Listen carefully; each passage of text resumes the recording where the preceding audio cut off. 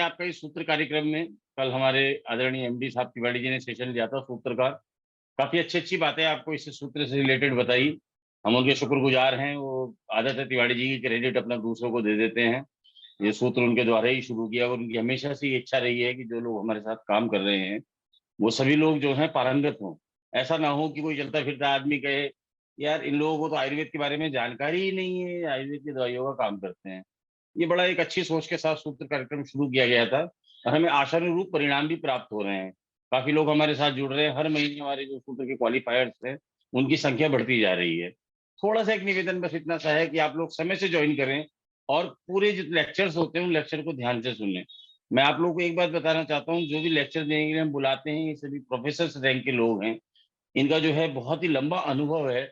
उस अनुभव के आधार पर जो है ये आपको बहुत ही सरल शब्दों में बताने का प्रयास करते हैं। देखिए आयुर्वेद जो ग्रंथ है वो बहुत ही क्लिष्ट भाषा में संस्कृत में लिखा गया है पूरा ग्रंथ। और उस भाषा को समझना हर किसी के बस की नहीं है। लेकिन उन सारी चीजों को बहुत ही हल्के फुल्के माहौल में आप लोगों तक पहुंचाना, कल का बहुत ही जबरदस्त प्रेजेंटेशन तिवारी जी का था, तो हम उसको ग्रहण करें। हम ग्रहण करेंगे तो आगे हमारी जीवन के अंदर काम आएगा। और हम जब लोगों से बात करेंगे तो ये जो नॉलेज है, ये जो ज्ञान है, ये सिर्फ एक सर्टिफिकेट मात्र नहीं है। जब हम किसी सेशन को अटेंड करते हैं तो हमें बहुत सारी नॉलेज मिलती है। ये नॉलेज हमारे बातों के अंदर झलकती है। जब हम किसी से बात करते हैं तो लगता है कि हाँ, हमारे अंदर कुछ है, हमारे को नॉलेज है। सामने वाला भी प्रभावित होता है। बहुत अच्छा ये कार्यक्रम चल रहा है। आज सूत्र का जो है हमारा दूसरा दिन है। जैसा कि आपको पता है ये ऋतुचर्या के ऊपर इस बार हमारा सेशन चल रहा है। और ऋतुचर्या को आप समझने की कोशिश कीजिए कि अगर हमारा जो मौसम है इसके अनुसार हम अपने शरीर का खान पान रखते हैं, शरीर का ध्यान रखते हैं, तो हमारे अंदर कोई बीमारी आएगी ही नहीं। अपने आप में एक बहुत बड़ा समाधान है। और आयुर्वेद जैसा उत्तम ग्रंथ, आयुर्वेद जैसा उत्तम विज्ञान, जिसने हमारे को जो है स्वस्थ रहने के लिए इतनी अच्छी परिपाटी चलाई है शुरू से हमारे ऋषि मुनियों द्वारा, हमारे पूर्वजों द्वारा, और जिसको हम लोग आज आगे बढ़ाने का कार्य कर रहे हैं। डॉक्टर नेचर इसी प्रयास में है कि ये आयुर्वेद जो है लोगों तक पहुंचे, जन जन तक पहुंचे। हम इसको जन जन की भाषा बनाना चाहते हैं। हम इसको जन जन की समझ बनाना चाहते हैं। इसलिए सूत्र जैसे कार्यक्रम हमारे द्वारा जो है ये किए जा रहे हैं। तो दोस्तों ऋतुचर्या में सबसे पहले हमने जो है शिष्य ऋतु के बारे में पढ़ा। जनवरी से जो दिसंबर तक 12 महीने होते हैं, 12 महीने में बड़ा ही सुंदर हमारे आयुर्वेद में और हमारे जो है ऋषियों ने इसका बड़ा अच्छा गठन किया है कि महीनों के हिसाब से जो है उन्होंने ऋतुआ बना दी है। 2-2 महीने की 6 ऋतुआ जो है की गई हैं। ऋतु सूर्य को उत्तरायण में, दक्षिणायण में, इन सबके पीछे एक साइंटिफिक है। ये अप्रोच कोई साधारण नहीं है, बहुत ही साइंटिफिक अप्रोच है। हमें इसको समझने की जरूरत है। अगर हम इसको समझ गए तो हम जब किसी से बात करेंगे तो लगेगा सामने वाले को हाँ इस व्यक्ति के अंदर नॉलेज है, इस व्यक्ति के अंदर ज्ञान है। और जिसमें नॉलेज होती है उसका हमेशा सम्मान किया जाता है। आप लोग बहुत बेहतर तरीके से अपने जो आपका पेशेंट है जो भी आपको मिल रहा है, जो इस आशा के साथ आपके पास आया है कि उसका जो है इलाज होगा, सभी जगह से वो बेचारा जो है जब निराश हो जाता है तब वो आपके पास आता है। क्योंकि ज्यादातर लोगों को लगता है कि एलोपैथिक एक बहुत अच्छी चीज है, तुरंत आराम मिल जाता है। लेकिन वो ये नहीं समझ पा रहे हैं कि इस एलोपैथिक की वजह से उनको और कितनी साइड इफेक्ट्स का जो है सामना करना पड़ रहा है। कम से कम हमारे आयुर्वेद में ऐसा कुछ भी नहीं है, किसी दवाओं की कोई साइड इफेक्ट्स नहीं है। सारी दवाइयाँ जो है हमारे डॉक्टर नेचर के अंदर जो है बनाई जाती हैं। उनका जो फॉर्मुलेशन है उनके अंदर किसी प्रकार की कोई मिलावट नहीं की जाती है। कल जैसा तिवारी जी बता भी रहे थे। और ये बताने की बात नहीं है, ये चीजें आपको खुद दृष्टिगोचर होती है। जब आप किसी को प्रोडक्ट देते हैं तो वो आके कहता है हाँ सर मेरे अंदर ये फायदा हुआ। टेस्टिमोनियल्स हमें लगातार मिलते रहते हैं। आपका कॉन्फिडेंस डे बाई डे बढ़ रहा है, हम जानते हैं। और यही हमारा प्रयास है कि आपका ये कॉन्फिडेंस जो है चरम पर पहुंचे। और जब आप डॉक्टर नेचर वेलनेस कोच के रूप में लोगों को जाकर के मिले तो लगे कि हाँ यार इस व्यक्ति को आयुर्वेद की नॉलेज है। तो दोस्तों बहुत बहुत स्वागत है आपका। आज हमारे साथ डॉक्टर राजीव शुभुले हैं, जो कि गवर्नमेंट कॉलेज के अंदर नागपुर में प्रोफेसर हैं, आयुर्वेद के अंदर आयुर्वेदाचार्य हैं। तो वो हमारे इस सेशन को आगे कंटिन्यू करेंगे। मैं स्वागत करता हूँ डॉक्टर राजीव शुभुले का। और आशा करता हूँ कि आप लोग जो है हमारे साथ जुड़ करके इसी प्रकार से लाभान्वित होते रहेंगे। प्लीज डॉक्टर राजेश, स्वागत है आपका।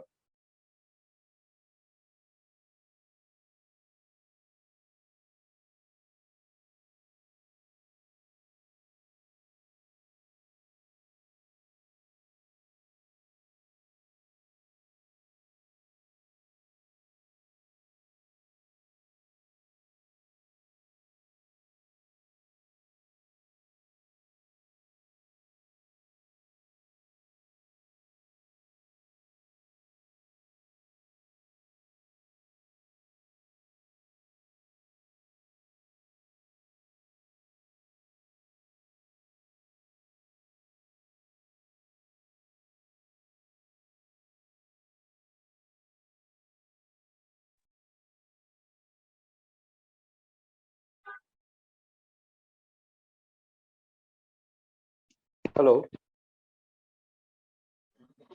जी डॉक्टर साहब। हाँ, नमस्ते सर। बीच में थोड़ा सा डिस्कनेक्ट हो गया था। हाँ डॉक्टर साहब, कनेक्टिविटी की आजकल इश्यू चल रहा है असल में। क्या ये भी 4G और 5G के बीच का जो ट्रांजिशन फेज चल रहा है, इसके दौरान कुछ ये प्रॉब्लम आ रही जी हाँ, ये है? मेरा एक्चुअली आइडिया के कारण अभी काफी दिनों से आइडिया का बड़ा सफर हो रहा है ये सर, ये नेटवर्क। 4G 5G का ट्रांजिशन फेज चल रहा है। जी ऐसा जी होता जी है जब हम 3G से 4G में आए थे। मैं क्योंकि इसी टेक्निकल फील्ड को जानता हूँ, यहाँ जी मैंने काफी समय काम किया है टाटा के अंदर।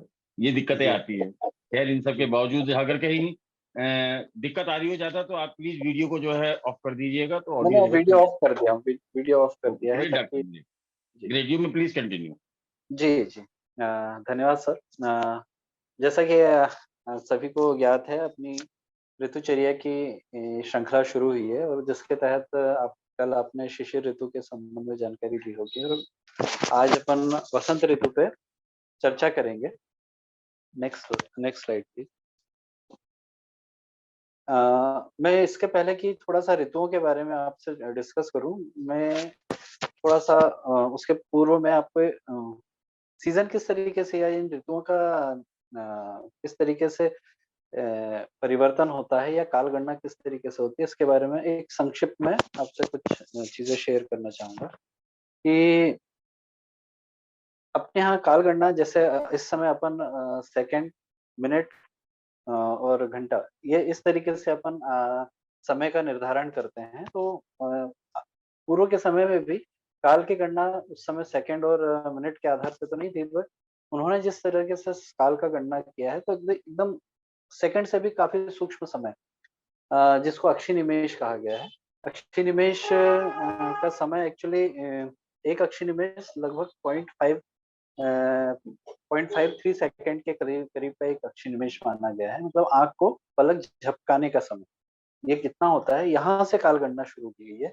तो पहले के समय में जो माना गया है कि 15 अक्षि निमेश से एक काष्ठा, 30 काष्ठा से एक कला, 20 कला से एक मुहूर्त, 30 मुहूर्त का एक अहोरात्र, अहोरात्र मतलब पूरा एक दिन 24 घंटा, 15 अहोरात्र का एक पक्ष मतलब 15 दिन का एक पक्ष, दो पक्ष का मतलब दो दो 15 दिन के एक मास, दो मास की एक ऋतु मानी गई है, तीन ऋतुओं का एक अयन मतलब 6 महीने, दो अयन के एक का एक संवत्सर मतलब एक वर्ष माना गया है और 5 संवत्सर का एक युग माना गया है।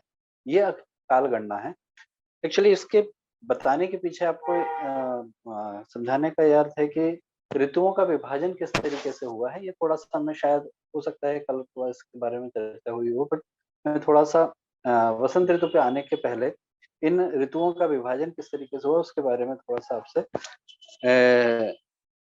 शेयर करना चाहूंगा इन्फॉर्मेशन। इसीलिए ये सब चीजें बता रहा हूँ कि ऋतुएं 2 मास की एक ऋतु मानी गई है।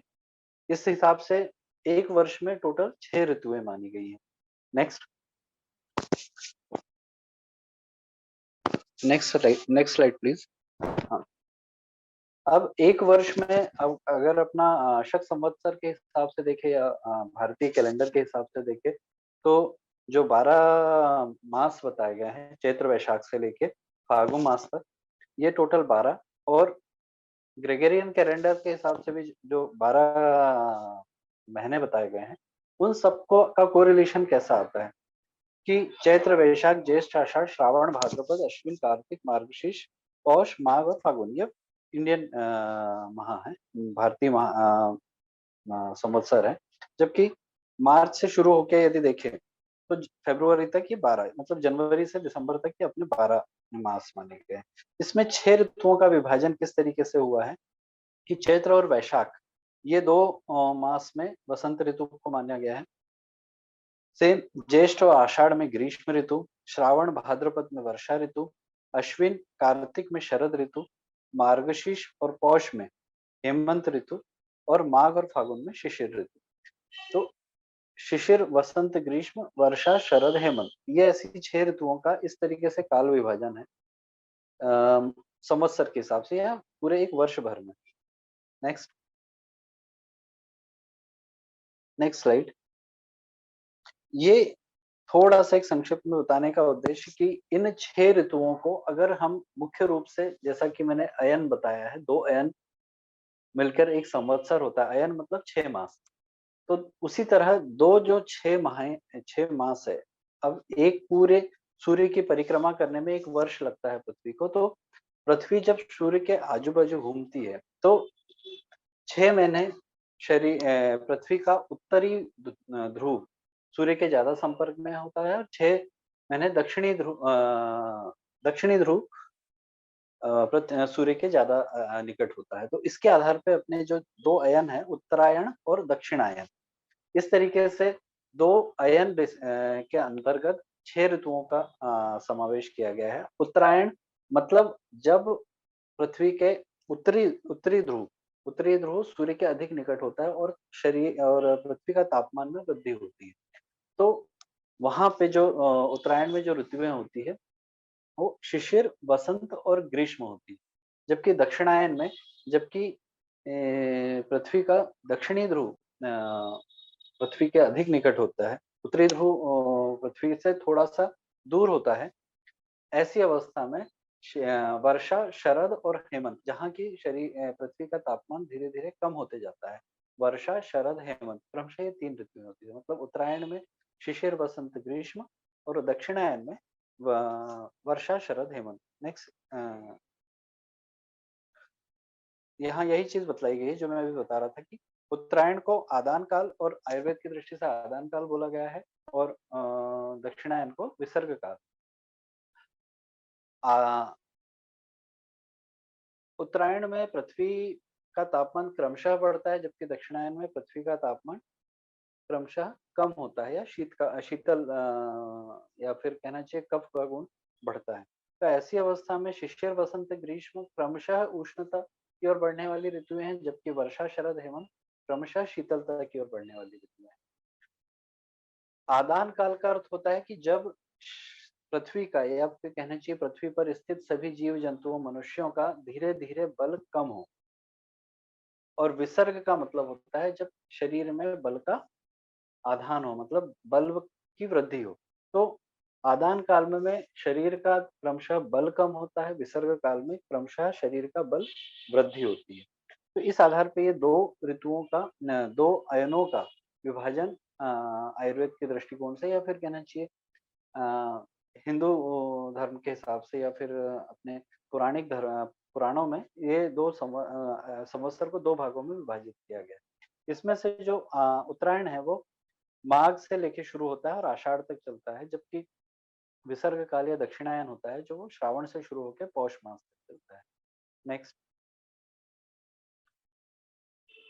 आदान काल और विसर्ग काल की यदि विशेषताएं देखें या उत्तरायण और दक्षिणायन की विशेषताएं यदि देखें, तो जैसा कि मैंने बताया कि अग्नि सूर्य का संपर्क अधिक होता है आदान काल में, इसलिए ये आग्नेय काल कहलाता है। इसमें बहने वाला वायु सामान्यतः थोड़ा अधिक रुक्ष होता है, जबकि सूर्य का बल प्रबल होता है इस समय आदान काल में, इसलिए वातावरण का तापमान थोड़ा बढ़ते जाता है। जबकि चंद्रमा का बल जो कि शीतलता का देवता है या कहना चाहिए वनस्पतियों का पोषक है, चंद्र बल कम होता है। ऐसी अवस्था में पृथ्वी का तापमान थोड़ा-सा अल्प होता है। अगर वनस्पतियों की बात करें या फिर कहना चाहिए पृथ्वी पर उपस्थित सभी खाद्य पदार्थ या कहना चाहिए जितने भी वेजिटेशंस की बात करें, तो उसमें जो षड रस होते हैं मधुर, अम्ल, लवण, खट्टू, तिक्त, कषाय, इन षड रसों में से जो प्रमुखता होती है इस काल में वो तिक्त, कषाय और कटु रस की प्रमुखता होती है। यही विसर्ग काल मुख्य रूप से सौम्य काल होता है, उष्णता कम होती है और इसमें चंद्रमा का बल अधिक होता है, इसलिए पृथ्वी पर शीतलता भी होती है और वनस्पतियों का पोषण भी अधिक होता है या फिर जीवों का पोषण भी अधिक होता है। वायु में अधिक रुक्षता नहीं होती है इस काल में और सूर्य बल अपेक्षाकृत कम होता है इसमें। इसमें जो रस की प्रधानता होती है वनस्पतियों या खाद्य पदार्थों में वो मुख्य रूप से अम्ल, मधुर और लवण रस का की प्रधानता होती है। शरीर का बल विसर्ग काल में अधिक होता है जबकि आदान काल में या फिर उत्तरायण में शरीर का बल अल्प होता है। नेक्स्ट, यही ऋतु विभाजन मैंने इसमें बताया कि उत्तरायण और दक्षिणायन में माघ से शुरू होके आषाढ़ तक उत्तरायण है और श्रावण से शुरू होके पौष तक दक्षिणायन है। इसमें ये 6 ऋतुओं का विभाजन किया गया है। उत्तरायण में शिशिर, वसंत, ग्रीष्म, वर्षा, शरद, हेमंत, दक्षिणायन में। अब यहाँ जो ध्यान देने योग्य बात है वो है कि शिशिर ऋतु में और हेमंत ऋतु में शरीर का बल सबसे उत्तम होता है। शरीर का बल या फिर सृष्टि के सभी जीव जंतुओं में बल का संचार होता है और सबसे ज्यादा, चाहे वो अग्नि बल हो चाहे वो शारीरिक बल हो, अधिक होता है, या फिर इसका प्रतिकार क्षमता भी बोल सकते हैं कि शिशिर और हेमंत ऋतु में अधिक होती है। जबकि बसंत ऋतु में और शरद ऋतु में शरीर का बल और अग्नि का बल मध्यम होता है। जबकि सबसे हीन ग्रीष्म और वर्षा ऋतु में शरीर का बल और अग्नि बल ये काफी हीन होता है या अल्प होता है। ये इसलिए आप जानना आवश्यक है शरीर का बल प्रबल होना या उत्तम होना या अल्प होना, क्योंकि उसी के हिसाब से शरीर में व्याधियां उत्पन्न होती है, उसी के हिसाब से चिकित्सा होती है। नेक्स्ट, इन ये ऋतुओं का विभाजन के बाद अपन मुख्य रूप से वसंत ऋतु पे आते हैं। जैसा कि मैंने पहले बताया कि वसंत ऋतु मुख्य रूप से शिशिर के बाद आने वाली द्वितीय ऋतु है, जो कि चैत्र और वैशाख मास या फिर ग्रेगोरियन कैलेंडर के हिसाब से देखें तो मार्च से लेके, मार्च के मिड से लेके शुरू होती है और अप्रैल के लास्ट या फिर कुछ मई का पूर्वार्ध भाग, यहाँ तक ये वसंत ऋतु जाती है। अगर इस ऋतुओं में देखें, अभी अपन फरवरी माह में है। फरवरी माह ये लगभग शिशिर ऋतु का अंतिम समय चल रहा है। शिशिर अभी समाप्त नहीं हुई है। इसके बाद जो आएगी वसंत ऋतु। तो आपने देखा होगा कि होली के आसपास के समय लगभग वनस्पतियों के पत्र झड़ने लगते हैं, जिसको अपन पतझड़ बोलते हैं, और नई कोपलें शुरू होना हो जाती है, नए फ्लावर्स आने लगते हैं। और वसंत ऋतु में ऐसा माना जाता है कि पूरी सृष्टि अपने आप को नए रूप से तैयार करती है। इन दिनों में इवन शिशिर ऋतु में से लेके वसंत ऋतु में भी वायु का जो संचार होता है उत्तर से दक्षिण दिशा की ओर होता है, जो कि अपन कहते हैं शीतलहर चल रही है। तो ठंडी वायु जब उत्तर से लेके दक्षिण की ओर चलती है, खासकर शिशिर ऋतु में, तो ठंडी हवा के कारण शरीर में शीतल गुण प्रधान जो वात पित्त कफ है, उसमें मुख्य रूप से पित्त और कफ में से कफ शीतल गुण की का प्राधान्यता रखते हैं, जबकि पित्त उष्ण गुण का होता है। वात ऐसा है कि जो दोनों के साथ मिलकर कभी शीत कभी उष्ण हो सकता है, पर मुख्य रूप से जो त्रिदोष है उसमें से कफ मुख्य रूप से शीतल गुण से बढ़ने वाला होता है। तो शिशिर ऋतु में जो ठंड ठंड के दिन है, उसमें उत्तर दिशा से आने वाली शीत लहर के कारण, शीतल हवाओं के कारण शरीर में शीत गुण का संचार होता है और कफ की वृद्धि वृद्धि होती है, संचय होता है। जो कि आपने देखा होगा कि शिशिर के बाद जब होली का समय के आसपास का काल आएगा या बसंत का पूर्वार्ध रहेगा या पहला शुरुआती दिन रहेगा, उस समय धीरे धीरे सूर्य की किरणें प्रखर होते जाती है, सूर्य अपने तेज रूप में आने लगता है। तो जिस तरह से हिमालय में जमी हुई बर्फ ठंड में जमी हुई बर्फ हल्की सी ऊष्मा पाकर पिघलती है, वैसे ही शरीर में संचित हुआ कफ जैसे वातावरण की उष्णता बढ़ती है वैसे ही धीरे धीरे धीरे द्रवीभूत होने लगता है, और ये शरीर के अलग अलग स्रोतसों में, चैनल्स में जाके कफ संचित होते जाता है और अलग अलग व्याधियों को उत्पन्न करता है। इसीलिए वसंत ऋतु को जो दोषों की प्रकोप अवस्था बोली गई है, उसमें कफ प्रकोप का काल बोला गया है। जो षड ऋतु है, थोड़ा सा मैं बता दूं आपको कि षड ऋतुओं में वसंत ऋतु कफ का के प्रकोप का काल है, उसी तरह शरद ऋतु पित्त के प्रकोप का काल है, और वर्षा ऋतु ये वात के प्रकोप का काल है। उसमें से प्रमुख रूप से जो आज अपन डिस्कस कर रहे हैं शरद ऋतु, इसके प्रकोप का काल बताने का एक रीजन ये भी है कि इसके पूर्व में जो शिशिर ऋतु गई है उसमें मुख्य रूप से अपना आहार और विहार, वो शीतल चीजें ज्यादा संपर्क में आने के कारण शरीर में स्वाभाविक रूप से कफ की उत्पत्ति अधिक होती है। दूसरा, शिशिर ऋतु में अग्नि बल या डाइजेस्टिव पावर अच्छी होती है, इसलिए आहार अच्छा होता है, और इसीलिए आमदोष की उत्पत्ति भी शिशिर काल में ज्यादा होती है, जो कि संचित होकर रहता है और जो कि कफ को उद्रेकित करता है या कफ को बढ़ाता है। इसीलिए जब वातावरण में का थोड़ा सा ऊष्मा की वृद्धि होती है, तो वो संचित जो कफ है वो द्रवीभूत होकर शरीर में संचरित होता है स्रोतों या चैनल्स के माध्यम से। नेक्स्ट, जैसा कि मैंने पहले बताया, चंद्र बल और सूर्य बल और वायु बल, ये तीन अलग-अलग ऋतुओं में कहीं मध्यम, कहीं उत्तम या प्रबल और कहीं हीन होते हैं।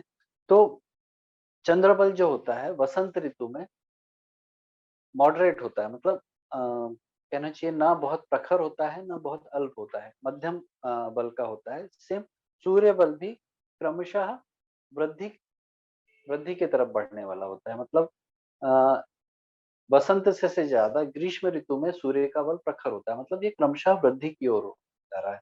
जबकि चंद्र बल धीरे-धीरे कम कम होते जाता है, मतलब वसंत के बाद आने वाली ग्रीष्म ऋतु में चंद्र बल और अल्प हो जाता है। सेम वसंत ऋतु में जो वातावरण में जो या फिर कहना चाहिए वायु में जो होता है वो रुक्षता मध्यम श्रेणी की होती है।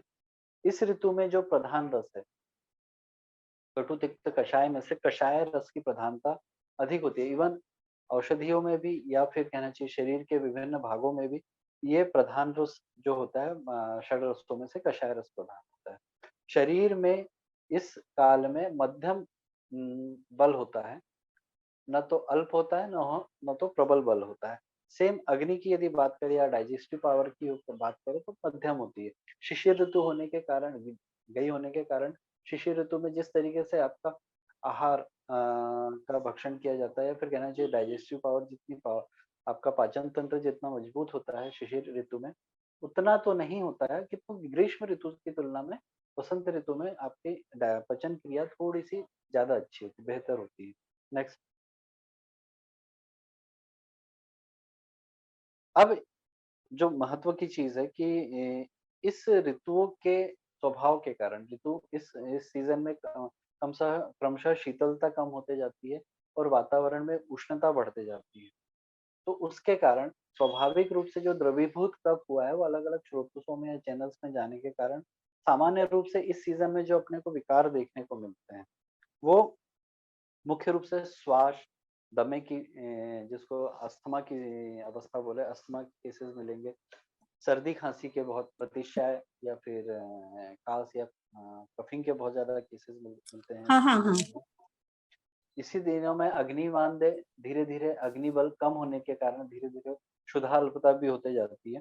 इसलिए शिशिर ऋतु में जो अपना आहार का क्रम होता है क्रमशः अपने को इसके बाद लघु आहार की ओर मतलब हल्के आहार की ओर अपने को क्रमशः बढ़ना चाहिए।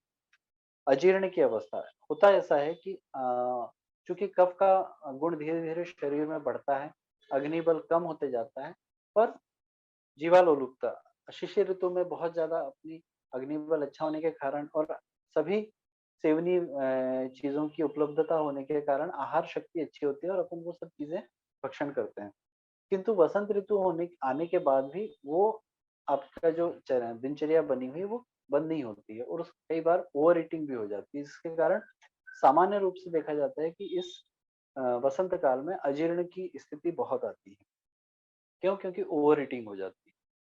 दूसरी चीज इसी काल में नवीन कोपले, नवीन फ्लावरिंग सीजन और नई वनस्पतियों के पुनर्निर्माण का काल होता है। तो ऐसी अवस्था में वातावरण में एक अलग पोलन्स की उपस्थिति रहती है या फिर कहना चाहिए परागकण चारों तरफ फैले होते हैं।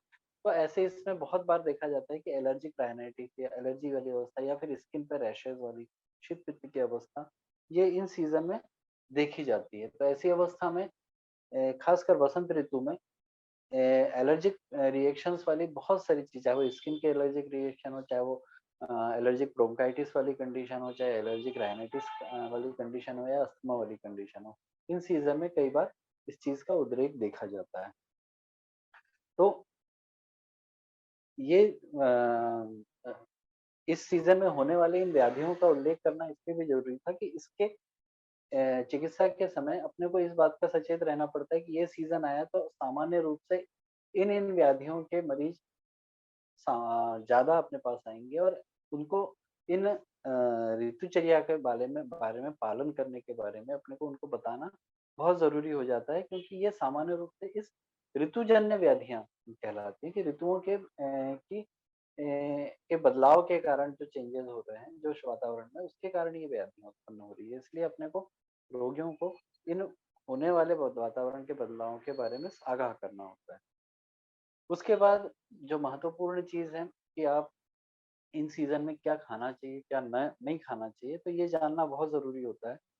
चूँकि कफ, जैसा मैंने बताया कि वसंत ऋतु में कफ का प्रादुर्भाव ज़्यादा होता है। कफ शरीर रूप में कफ कफ कफज व्याधियों का उत्पत्ति अधिक होती है, कफ का प्रकोप अधिक होता है। तो कफ को कम करने वाली ऐसी सभी चीज़ें, आहार या ऐसे सेवनीय सभी द्रव्य अ, इन इन दिनों में उपयुक्त माने गए हैं, जो कि कफ को कम करें। तो इसीलिए तिक्त तिक्त मतलब होता है कड़वा, कटु मतलब होता है तीखा। तो जो कड़वे हैं, जो तीखे या कषाय रहती है, एस्ट्रिंजेंट या कसेले जो पदार्थ हैं, इन इससे युक्त पदार्थों का अधिक सेवन किया जाना चाहिए। ऐसे चीज़ों का अधिक सेवन करना चाहिए जो कि रुक्ष है, ताकि कफ का शमन हो। रुक्ष पदार्थ जैसे धान की लाही हुई, मुरमुरा हुआ, ये थोड़े से रुक्ष पदार्थ हैं, इनका सेवन करना चाहिए। लघु आहार मतलब जो इज़िली डाइजेस्टेबल हो, ऐसे पदार्थों का सेवन करना चाहिए। कुछ ऐसे वनस्पतियाँ या फिर ऐसे आहार में सेवनीय द्रव्य जैसे अदरक हुआ, लहसुन हुआ, प्याज हुआ, काली मिर्च हुई, तितली हुई, हरिद्रा हुआ, इन सब का प्रयोग इस सीज़न में उपयोग करने से सामान्य रूप से कफज विकार होने की संभावना कम होते जाती है। धान्य वर्ग में यदि देखें तो गोधूम अर्थात गेहूँ, यौ मतलब जौ का प्रयोग, मूंग मुद्ग मतलब मूंग का प्रयोग इस सीज़न में किया जाना चाहिए, ताकि कफ का अधिक संचार ना हो और कफ का शमन हो। साथ में मेथी मेथी चाहे वो भाजी के रूप में हो या मेथी दाने के रूप में, दोनों का ही इन दिनों में सेवन किया जा सकता है। लौकी लौकी यहाँ कफ शामक होती है, बट यहाँ बता दूं कि लौकी का जूस इन दिनों में अवॉइड करना चाहिए, क्योंकि लौकी का जूस स्वाभाविक रूप से शीतल होता है।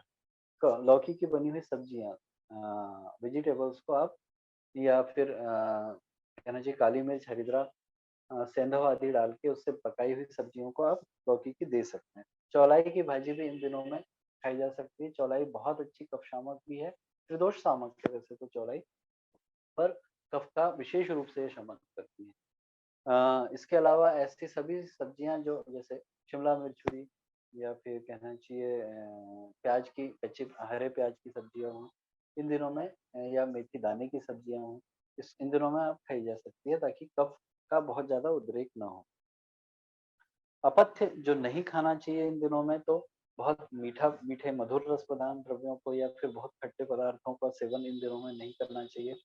बहुत स्निग्ध पदार्थों का सेवन भी, बहुत अधिक घी या बहुत अधिक तेल का प्रयोग भी इन दिनों में अवॉइड करना चाहिए, क्योंकि धीरे-धीरे अग्निमांद्य भी या फिर डाइजेस्टिव पावर भी कम होते जाती है। तो ऐसी अवस्था में अधिक पचने में भारी पदार्थों का सेवन करना अवॉइड करना चाहिए इन दिनों में। मैदे के पदार्थ हुए, राजमा हुआ, चने के पदार्थ हुए, बेसन हुए, इन चीज़ों का या फिर आलू, शकरकंद, इन चीज़ों का अधिक सेवन इन दिनों में नहीं करना चाहिए। शीतल जल का प्रयोग या आइसक्रीम आदि शीतल पेय या शीतल खाद्य पदार्थों का प्रयोग इन दिनों में नहीं करना चाहिए। नए अनाज मतलब नए धान्य अनाज का प्रयोग यूजुअली, वैसे तो आयुर्वेद बोलता है कि नवान्न का सेवन जहाँ तक हो हर सीजन में अवॉइड करना चाहिए, पर विशेष रूप से वसंत ऋतु में नवान्न मतलब नए अनाज का प्रयोग अवॉइड करना चाहिए, क्योंकि ये कफोत्पत्ति का कारक है और आम विष का निर्माण करता है शरीर में। इसके अलावा दही का सेवन इन दिनों में अवॉइड करना चाहिए। दिवाशयन, दिन में सोना अवॉइड करना चाहिए। दिवाशयन यूजुअली कफ संचय का कारक होता है। रात्रि जागरण भी नहीं करना चाहिए इन दिनों में। भोजन का अधिक सेवन, यूजुअली होता ऐसा है कि शिशिर ऋतु में एपेटाइट बहुत अच्छी होती है, क्षुधा बहुत अच्छी होती है, तो वही और शिशिर के खत्म होते होते बसंत कब आ जाता है पता नहीं चलता है, और क्षुधा लगभग समान होने के कारण या धीरे धीरे क्रमशः कम होने के कारण अपनी ईटिंग हैबिट या फिर कहना है खाने की जो आदतें हैं वो एज इट इज बनी रहती है, अपन उसको कम नहीं करते हैं। तो कई बार होता है कि खाने में अधिक आ जाए, तो ऐसी अवस्था में अजीर्ण आदि लक्षण या फिर किसी तरीके से आम आम विष का निर्माण बढ़ते जाता है। तो ये चीजें अवॉइड करनी चाहिए, और खासकर बसंत ऋतु में विशेष रूप से अध्यशन मतलब हाँ, कुछ खाया है और फिर तुरंत कुछ खा लिया, या अकाल भोजन मतलब जब खाने के समय नहीं था तब कुछ खा लिया आप, तो इन चीज़ों को भी इन दिनों में अवॉइड करना चाहिए। नेक्स्ट।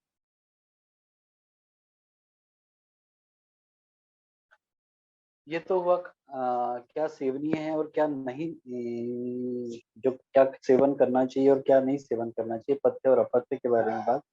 अब क्या करना चाहिए खासकर होने वाली बीमारियों से बचने के लिए, और क्या उपयोगी औषधियों का प्रयोग किया जा सकता है इन दिनों में, उसके बारे में थोड़ा। तो आयुर्वेद मानता है कि खासकर जो संशोधन बोला गया है आयुर्वेद में कि 2 तरीके से चिकित्साएँ होती हैं, शमन चिकित्सा और संशोधन चिकित्सा। मतलब शरीर में बढ़े हुए दोषों को निकाल देना, निर्हरित करना या शरीर से डिटॉक्स करना, ये संशोधन संशोधन की क्रिया कहलाती है, जिसको पंचकर्म के रूप में आयुर्वेद में लाया गया है। और दूसरी होती है शमन चिकित्सा, मतलब शरीर में बढ़े हुए दोषों को औषधियों के माध्यम से वहीं कम करना या फिर वहीं शरीर में ही उसको जीर्ण करना, ये शमन चिकित्सा। तो संशोधन के लिए विशेष रूप से 3 ऋतुएँ, और 3 ऋतुओं में भी वसंत ऋतु का सबसे ज़्यादा उल्लेख किया गया है कि संशोधन के लिए सबसे योग्य ऋतु मानी गई है वसंत ऋतु। वसंत के बाद शरद ऋतु और साथ ही वर्षा ऋतु। इसमें भी वसंत और शरद ये विशेष रूप से संशोधन के लिए योग्य ऋतु हैं। आयुर्वेद में स्वस्थ व्यक्ति के लिए भी वमन क्रिया सबसे उपयुक्त है कफ के लिए। आयुर्वेद चिकित्सक इन दिनों में वसंत ऋतु में वासंतिक वमन का विधान है जो स्वस्थ व्यक्तियों को भी किया दिया जाता है। वासंतिक वमन मतलब वमन औषध देके वमन करवाना या वोमिटिंग करवाना। इसका एक प्रॉपर एक तरीका होता है जिसके द्वारा शरीर में संचित अतिरिक्त कफ को बाहर निकाला जाता है, जिससे कि कफजन्य व्याधियों से रक्षा होती है, या फिर यदि कफजन्य व्याधियाँ हुई है तो वो उसका शमन होता है। तो संशोधन के लिए विशेष रूप से वमन के लिए ये सबसे योग्य समय है। इस इन दिनों में स्वेदन करवाया जा सकता है। स्वेदन भी कफ का जीर्ण करता है, कफ को कम करता है। स्वेदन मतलब स्टीमिंग, भाप लेना शरीर पे। उद्वर्तन, उद्वर्तन मतलब ड्राई मसाज होती है। ड्राई मसाज मतलब विभिन्न वनस्पतिक चूर्णों के द्वारा शरीर पे स्क्रबिंग की जाती है। पाउडर को रब किया जाता है, मसाज की जाती है। उसको उद्वर्तन कहते हैं। इससे भी शरीर में जो चैनल्स में जो संचित कफ है, कफ दोष है, उसका निर्हरण होता है, या फिर चैनल से वो आगे की ओर सरक कर कोष्ठ तक पहुँचते हैं। आतप सेवन, इन दिनों में थोड़ा हल्का लघु आतप सेवन किया। बहुत प्रखर सूर्य की किरणें नहीं होने के कारण सुबह के समय थोड़ा-सा गर्मी शरीर को गर्म किया जा सकता है, या सूर्य की रश्मियों से, सूर्य की किरणों से शरीर में ऊष्मा उत्पन्न की जा सकती है, ताकि शरीर का कफ कम हो। दूसरा कवलगंडूष, कवलगंडूष का मतलब होता है कि गार्गलिंग करना। औषधीय क्वाथ के द्वारा या फिर औषधीय जल के द्वारा गले में या फिर मुख का शोधन करना चाहिए, क्योंकि ऊर्ध्वजत्रु को आयुर्वेद मानता है कि कफ का प्रमुख स्थान है, तो इसको हमेशा साफ करते रहे, या फिर गले की कुछ बीमारियां हुई तो उसमें गार्गलिंग करे, तो ये कवल गंडूश के लिए उत्तम काल बोला गया है। नस से, इन दिनों में एलर्जिक राइनाइटिस या फिर पोलन या फिर डस्ट के कारण बहुत सारी एलर्जी के चांसेस रहते हैं। ऋतु विपर्य होता है तो ठंड से थोड़ी गर्मी होती है, गर्मी के कारण भी छींके, ये जो वातावरण का ट्रांजिट फेज होता है उसके कारण सर्दी बहुत ज़्यादा होती है, या फिर कहना चाहिए स्नीजिंग या फिर छींकें बहुत आती है। तो ऐसी अवस्था के लिए नस या फिर नाक में तेल या स्निग्ध पदार्थ घी का अप्लाई करना, घी को अप्लाई करना, ये रेगुलर बेसिस पे इन दिनों में करना चाहिए। थोड़ा श्रम मध्यम श्रम का व्यायाम। शिशिर ऋतु में आप प्रबल व्यायाम कर सकते हैं, अपने शारीरिक श्रम के बराबर श्रम का आप व्यायाम कर सकते हैं। पर वसंत ऋतु जैसे आती है शारीरिक बल थोड़ा कम होते जाता है, तो इसलिए आपका जो शरीर का जो स्टेमिना है उससे थोड़ा सा कम व्यायाम करिए, ताकि ओवर एक्सर्शन ना हो। अथवा क्या होता है कि ओवर एक्सर्शन के कारण शरीर में अतिरिक्त कफ का संचय होने के कारण होता यह है कि कहीं न कहीं ऐंठन उत्पन्न होना, जिसको हम लोग वात का प्रकोप बोलते हैं, या फिर मसल स्पाज़म होना, इसके चांसेस होते हैं। इसलिए अपने शरीर के स्टेमिना से मध्यम श्रेणी का आप व्यायाम करिए।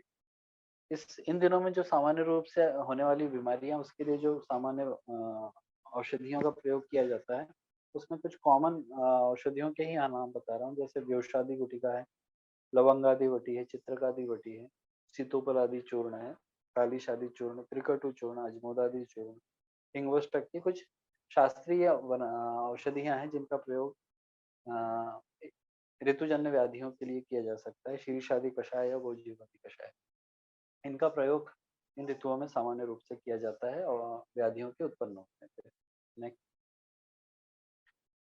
एक अंतिम जो महत्वपूर्ण भाग है, जो सिर्फ बसंत ऋतु से जुड़ा हुआ नहीं है, जो बताना चाहूँगा कि 6 ऋतुओं में का जो पूरे संवत्सर या पूरे वर्ष भर में 6 ऋतुएँ जो है, जब एक ऋतु से दूसरे ऋतु की तरफ काल संचरित होता है, जिसको संचरण कहते हैं, तो ऐसे अवस्था में 2 ऋतुओं के बीच का जो समय होता है, वो ट्रांजिट फेज़ कहलाता है, ट्रांजिशनल फेज़ कहलाता है, जिसको अपन ऋतु संधि बोलते हैं। ये एक बहुत महत्वपूर्ण समय होता है स्वास्थ्य की दृष्टि से भी और ऋतुचर्या की दृष्टि से भी। क्योंकि जितनी भी ऋतु संधियाँ हैं, खासकर प्रमुख ऋतु संधियाँ अ, अभी जैसे शिशिर से बसंत हुआ, ये भी ऋतु संधि है। वसंत से ग्रीष्म में जाने वाली ऋतु संधि, ग्रीष्म से वर्षा में जाने वाली ऋतु संधि। इन ऋतु संधियों में आपको विशेष रूप से आपकी दिनचर्या का, अपने खान-पान का और कहना चाहिए आहार का बहुत ज़्यादा ध्यान रखना होता है। ऋतु संधि एक्चुअली होता क्या है कि पूर्व की ऋतु है, मतलब शिशिर में से अपन जब वसंत की तरफ जा रहे हैं, तो शिशिर ऋतु के अंतिम 7 दिन और वसंत ऋतु के पहले 7 दिन, ये जो 14 दिन होते हैं, 2 सप्ताह का जो समय होता है, इनको ऋतु संधियाँ बोलते हैं। क्योंकि काल ट्रांजिशन में होता है, टाइम ट्रांजिशन में होता है, तो ऐसी अवस्था में शरीर का बल धीरे-धीरे कम होकर या फिर धीरे-धीरे, जैसी ऋतुएँ हैं, धीरे-धीरे बढ़ता है, तो आपको अपने आहार का या अपने विहार का, जो भी ऋतुचर्या के अकॉर्डिंग आप पालन कर रहे थे, उसमें धीरे-धीरे बदलाव, सडन बदलाव या सडन चेंज या अचानक उसमें परिवर्तन नहीं करना चाहिए। क्रमशः उसको बोलते हैं हम लोग पादांश क्रम से त्याग। मतलब आप अतिरिक्त उष्ण पदार्थों का या फिर कहना चाहिए शिशिर ऋतु में आप जिस तरीके से आहार का सेवन कर रहे थे, उसको धीरे-धीरे छोड़कर वसंत ऋतु में उस तरीके से जो वसंत के उपयोगी आहार है, जैसे गोधूम, जौ का भी सेवन करना है, तो ये धीरे-धीरे उसका प्रयोग शुरू करें। संधि काल में एकदम से परिवर्तन ना करें। शारीरिक श्रम, आप बहुत अधिक शारीरिक श्रम कर रहे थे, तो धीरे-धीरे उसको घटाते हुए लाइए और मॉडरेट स्केल पे लाइए उसको।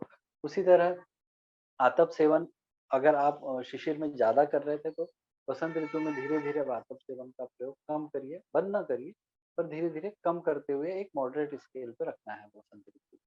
तो ये जो ट्रांज़िशन है, इसमें एक महत्वपूर्ण भाग है कि स्वाभाविक रूप से, चूँकि पृथ्वी का घूर्णन इस तरीके से सूर्य के आस-पास हो रहा है और ट्रांजिट में जब जा रही है, जब ट्रांजिट में जब टाइम जा रहा है, तो शरीर का स्वाभाविक रूप से शारीरिक बल या फिर रोग प्रतिकारक बल, ये भी कम होता है। इसीलिए आपने देखा होगा कि संधि काल में छोटी-छोटी बीमारियाँ ज़रूर होती हैं और ख़ासकर बच्चों को, क्योंकि बच्चों की इम्यूनिटी अपेक्षाकृत कम होती है।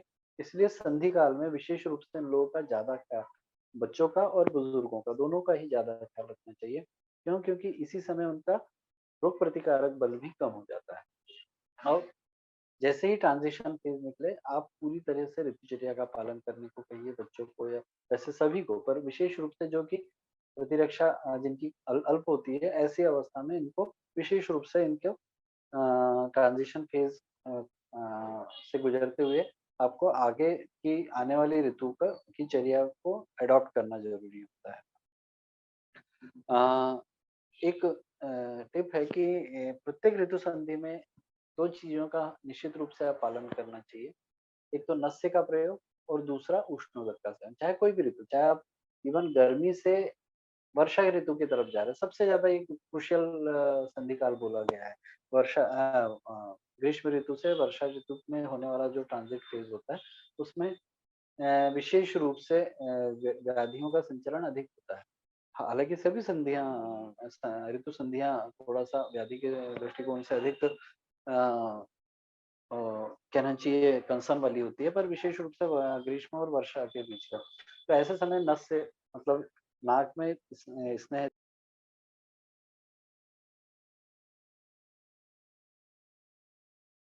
गर्मी के उष्णतापान हल्का ल्यूकवार्म वाटर इन दिनों में संधि काल में ज़रूर लेना चाहिए ताकि जो भी बीमारियाँ हैं उससे बचा जा सके। नेक्स्ट। तो ये पूरा आपका ऋतु संधि के बारे में वसंत ऋतु के बारे में था। विशेष रूप से कफ से संबंधित काल होने के कारण और कफ से जनित व्याधियों का ये काल होने के कारण आपको विशेष रूप से कफ कारक आहार का सेवन वर्जित करना चाहिए और कफ शामक आहार या विहार का सेवन करना चाहिए।